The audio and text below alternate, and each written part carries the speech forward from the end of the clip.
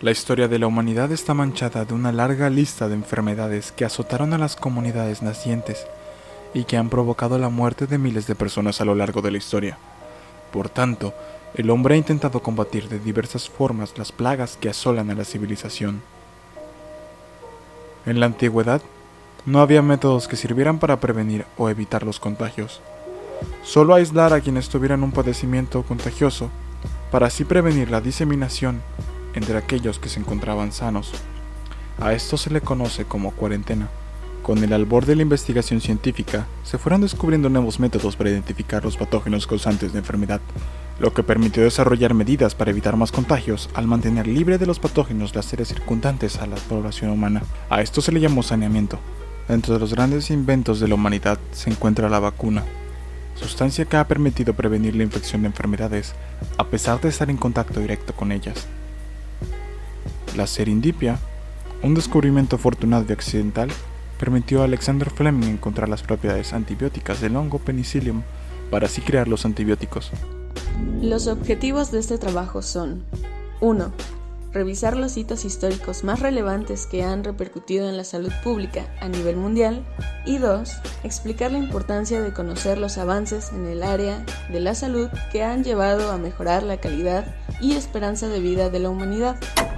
La salud pública es el arte y la ciencia de prevenir enfermedades, recuperar la salud y evitar las consecuencias de la enfermedad mediante la acción colectiva de la población. Esta ciencia se ha desempeñado desde hace muchos años. Existen importantes hitos históricos de la salud pública. Abordaremos a continuación 4 de los más importantes. La cuarentena y la peste negra. El término cuarentena fue acuñado en el siglo XIV para designar una medida de protección frente a enfermedades foráneas, como la peste. La peste es una infección bacteriana poco frecuente pero grave. Históricamente podemos mencionar los siguientes hechos. Existen datos que muestran que la China del siglo VII ya detenía a los marineros y extranjeros que padecían la peste. El término cuarentena nació a finales del siglo XIV con el aislamiento de las personas que llegaban de zonas infectadas por la peste al puerto de Ragusa. En 1397, el periodo de aislamiento se fijó en 40 días. De ahí la palabra cuarentena. En el siglo XVII, la cuarentena que implementó Londres falló y la peste arrasó Inglaterra entre 1665 y 1666. Estados Unidos aprobó las leyes de cuarentena durante el siglo XVIII. El brote más grave en nuestros días fue en 1994. Se dio en 5 estados de la India y este brote se controló en 2 meses y costó $1.700 millones. El saneamiento y la cólera. Para hablar de este tema tenemos que mencionar a un hombre llamado John Snow, quien en el año de 1855, en Londres, realizó una amplia investigación sobre el cólera y descubrió que estaba asociado con el agua. Su descubrimiento llevó a que el Reino Unido hiciera mejoras de saneamiento y a su vez ocasionó una reducción de mortalidad de esta enfermedad. Históricamente, podemos mencionar los siguientes hechos. En 1880, Londres construyó un nuevo sistema de alcantarillado. En 1991, llegó a las costas de Latinoamérica una pandemia de cólera que se había iniciado 30 años atrás y que se había propagado por numerosos países de África, Asia y Europa, con devastadoras consecuencias humanas y económicas. La enfermedad, que al parecer tenía su origen en el pescado contaminado por el agua de Centina de los barcos en la costa del Perú, se propagó rápidamente por todo el continente, provocando cerca de 400.000 casos notificados y más de 4.000 defunciones en 16 países durante ese mismo año. En 1995 había más de 1 millón de casos de cólera y más de 10.000 muertes notificadas en la región de las Américas de la OMS.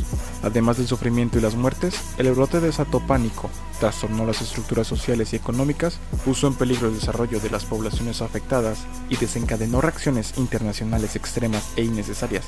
Debido a que se informó que el posible origen era Perú, algunos países vecinos impusieron restricciones al comercio y los viajes en este país. Este suceso costó $1.500 millones y afectó fuertemente la economía y estructura de este país. Debido a las fallas en el saneamiento actual, 1.100 millones de personas carecen de acceso a agua salubre y 2.600 millones carecen de acceso a un saneamiento correcto, Como resultado, más de 4.500 niños menores de 5 años mueren cada día de enfermedades que pueden prevenirse fácilmente, como la diarrea. Las personas que no mueren, pero sí se enferman por estas circunstancias, sufren de enfermedades, son menos productivas y tienen menos oportunidades de educación, afectando a su vez el desarrollo del país al que pertenecen. La vacunación y la viruela. La viruela es una de las enfermedades humanas más antiguas que se conocen. Se tienen pruebas de su existencia hace más de 3.000 años en Egipto. Se sabe que causaba la muerte de 1 de cada 7 niños nacidos en Rusia y 1 de cada 10 en Francia y Suecia. Edward Jenner, en 1796, inoculó el virus de la viruela vacuna a un campesino de 8 años de edad y tras observar la reacción que tenía, le inoculó el virus de la viruela humana, creando así la primera vacuna. Entre 1967 y 1977 se implementó la campaña de erradicación mundial contra esta enfermedad, logrando su erradicación total en 1979. En 1978 se crea por decreto presidencial la Cartilla de Vacunación Nacional en México, llamada actualmente Cartilla Nacional de Salud.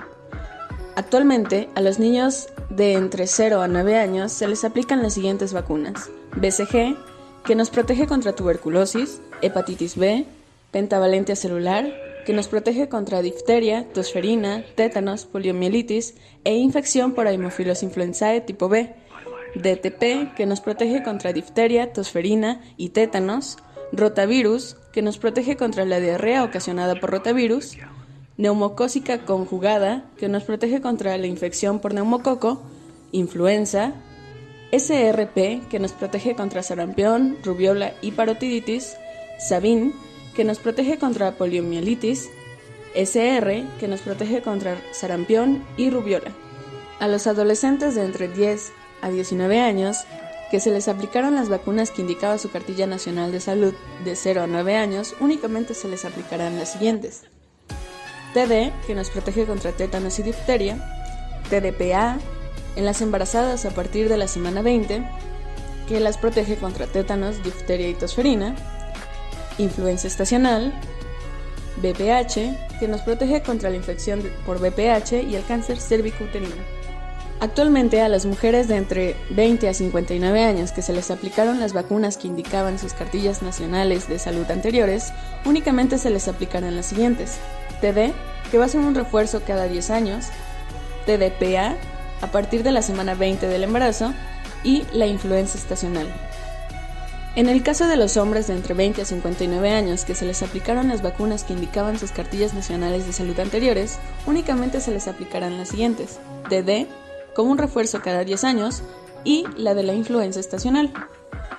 Por último, a las personas adultos mayores de 60 años o más que se les aplicaron las vacunas que indicaban sus cartillas nacionales de salud anteriores, únicamente se les aplicarán las siguientes: neumocócica polisacárida, que es a partir de los 65 años, que los van a proteger contra neumonías por neumococo, y la TD, que va a ser un refuerzo cada 10 años.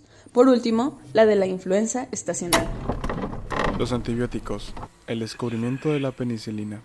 Una pequeña mota de moho volando por el aire en un laboratorio, guiada por no más que la suerte, posó su fina capa de esperanza en una caja de Petri en la que se estaba estudiando a los estafilococos. Bastó solo su toque para que las bacterias fueran abatidas de alrededor del hongo. Alexander Fleming describió el hallazgo y nombró a la sustancia secretada por el hongo Penicillium penicilina, aunque no le fue posible purificar la penicilina.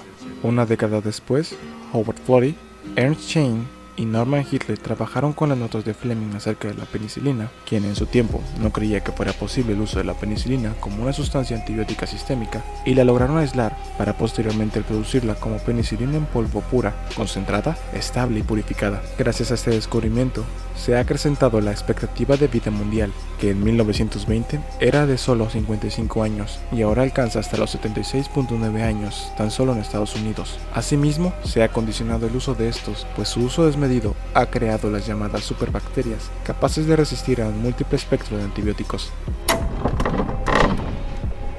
Las mejoras de saneamiento. Las vacunas y los nuevos medicamentos han sido esenciales para mantener la salud de la población. Desafortunadamente, los microorganismos están muy bien preparados para invadir, adaptarse, modificar su virulencia y vías de transmisión, y adquirir resistencia contra los fármacos, rompiendo así el equilibrio entre el hombre y los microbios. Este equilibrio puede verse afectado también por cambios demográficos, estilos de vida, economía, viajes, etc. Las enfermedades hoy en día se propagan de manera más rápida por el eficiente comercio internacional y la facilidad del turismo a diferentes partes del mundo, por lo cual mantenerse pendiente de brotes de enfermedades cada vez más resistentes es una tarea de todos los días que tiene suma importancia. Actualmente existen riesgos sanitarios importantes para la humanidad, como por ejemplo, algunas enfermedades que en países desarrollados ya no se encuentran, pero que siguen prosperando en países en vías de desarrollo. También, el hecho de que algunas enfermedades logren romper la barrera entre especies y que afecten de manera imprevista a la población humana representa un punto importante a tomar en cuenta. Por estos motivos, es de gran relevancia continuar con las medidas de saneamiento para evitar enfermedades infectocontagiosas, seguir de manera rigurosa la aplicación de vacunas para que en algún momento se logren erradicar o evitar la aparición fatal de ciertas enfermedades y, por supuesto, continuar con la investigación en el área de la salud para lograr crear medicamentos más eficaces, que causen menos daño a la población y que a su vez representen una mejora en la calidad y esperanza de vida.